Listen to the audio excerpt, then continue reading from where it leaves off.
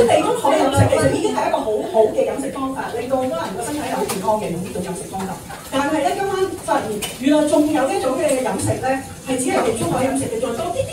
哇！成件事就係乘2啊！嗰個減肚腩速度犀利啦。咁好啦，究竟地中海飲食係咩一回事咧？我哋睇一睇先。係啦，就係呢度講啦。呢度就係傳統嘅地中海飲食。呢一個咧就係 green。嗰個由地中海飲食變成一個綠色嘅地中海飲食咧，你就會乘2啦。咁係即係點咧？只要你加多咗一個元素落去呢個地中海飲食咧，你就會好大分別嘅。咁一陣間會開估呢個加一樣乜嘢嘢咧嚇？好啦，咁我哋睇一睇先。咁咧係有一個研究啦，叫 Directus 嘅一個研究，喺18個月裏邊咧，佢比較咗地中海飲食同埋綠色嘅地中海飲食，仲將呢個健康嘅飲食指南咧進行比較。咁咧就由以色列啦、美國嘅 UCLA 同埋意大利3個地方一齊去做呢個研究嘅。咁啊300幾個人，佢哋都係30歲以上，全部咧都係有肚腩嗰個嘅黐肥嘅問題，肚腩太肥嘅。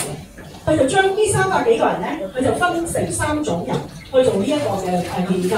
第一組咧就係均衡飲食，均衡飲食咧就係好似我哋平時康寶來教大家嗰個4-3-3嘅飲食方法啦，即係碳水化合物、脂肪同埋蛋白質嗰個比例，係啦，咁都係好好嘅。呢一個嘅飲食都係好好。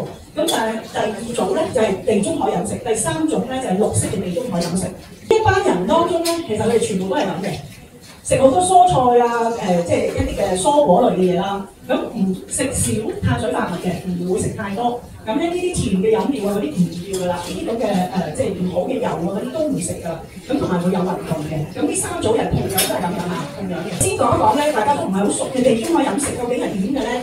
咁咧佢第一樣嘢咧就係會食好多水果同埋蔬菜嘅。之後咧，第2就係要健康嘅油。咁跟住第3咧，地中海飲食咧係食好多植物嘅蛋白質嘅。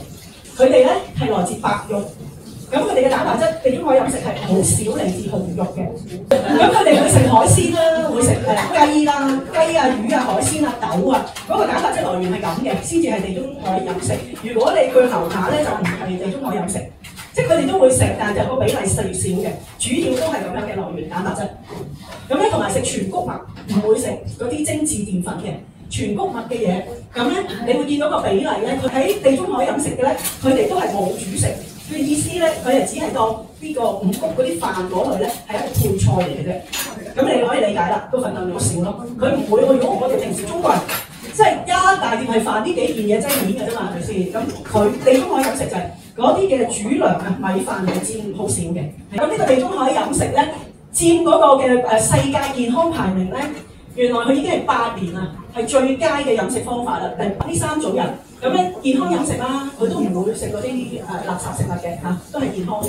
中間呢一個咧藍色就係地中海飲食㗎啦，已經綠色嘅地中海飲食。咁佢哋大家呢3組人咧，都係每星期做3次4次運動，好健康喎嚇。咁呢一個咧係冇熱量限制，即係你中意食，你食到你中意，即係唔使佢哋吸卡路里嘅。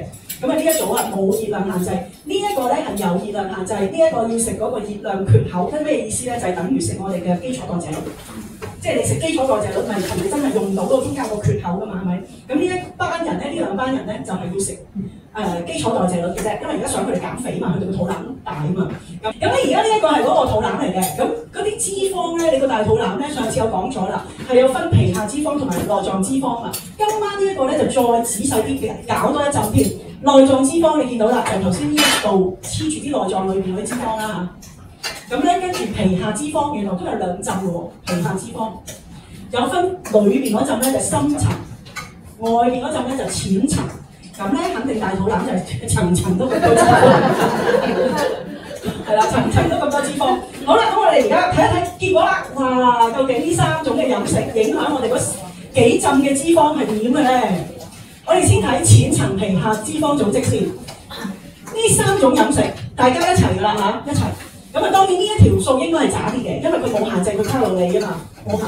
但係我哋淨係睇呢2條咧都有分別。咁如果地中海飲食咧係減7%嘅，佢嗰個淺層皮下脂肪組織。但係如果綠色嘅咧就減8%，好少啫，爭1%。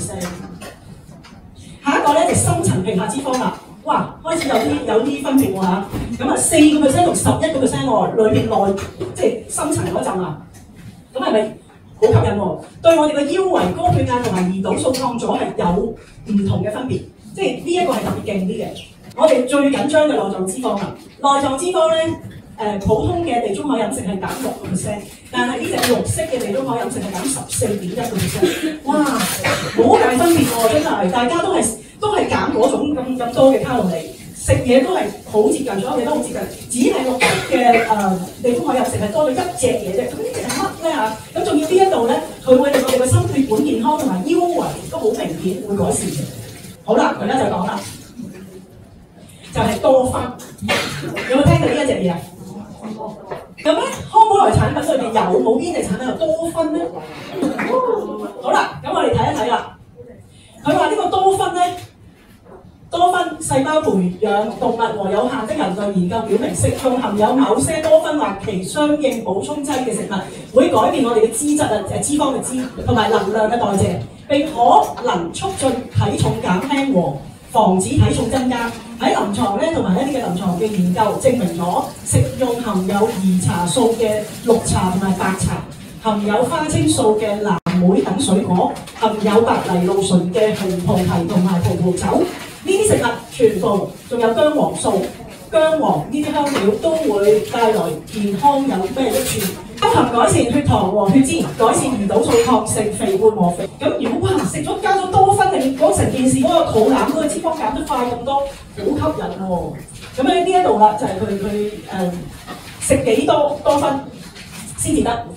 咁咧佢話其實咧呢一個就無從稽考。佢話因為咧普通我哋一般嘅飲食其實你都會食到嘅，食到多酚，但係佢冇刻意去要佢食幾多嘅。咁咧原來食核桃係有多酚嘅。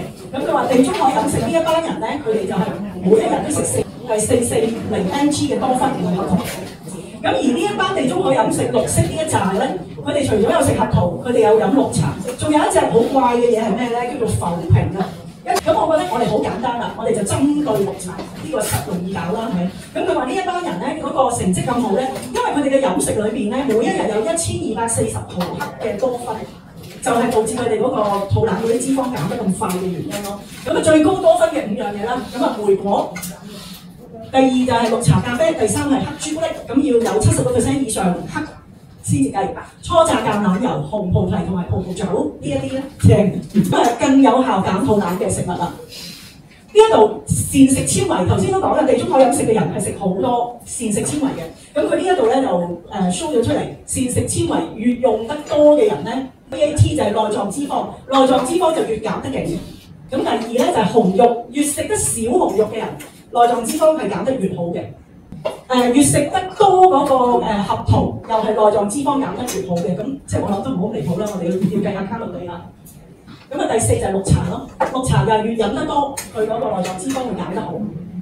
咁康寶萊嘅產品有嘅咧就係呢幾樣，莓果啊嘛，佢莓果係 No.1 喎，原來莓果係啊，莓果如果佢係 No.1 多酚多嘅，咁一定係梅之母啦，呢個一定啦。第二就係我哋嘅綠茶咯。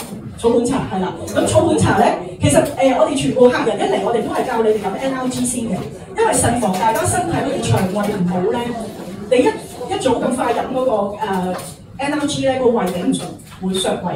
咁已經飲咗產品，可能1個月2個月，你嘅身體已經改善咗咧，咁我都建議喺日頭嘅時間唔好空肚，係啦，總之你食咗嘢啊，飲咗 shake 之後，你係可以飲草本茶。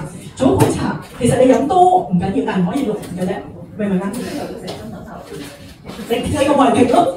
如果空肚飲草本茶咧，好多時女士多數都唔得嘅，因為點解綠茶係有削胃嘅，唔關康寶萊產品事。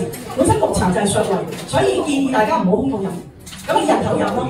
咁啊，另外就係個 shake 啦，個 shake 裏邊就係有豆啊，嗰個豆係啦，黃豆就係有多酚嘅。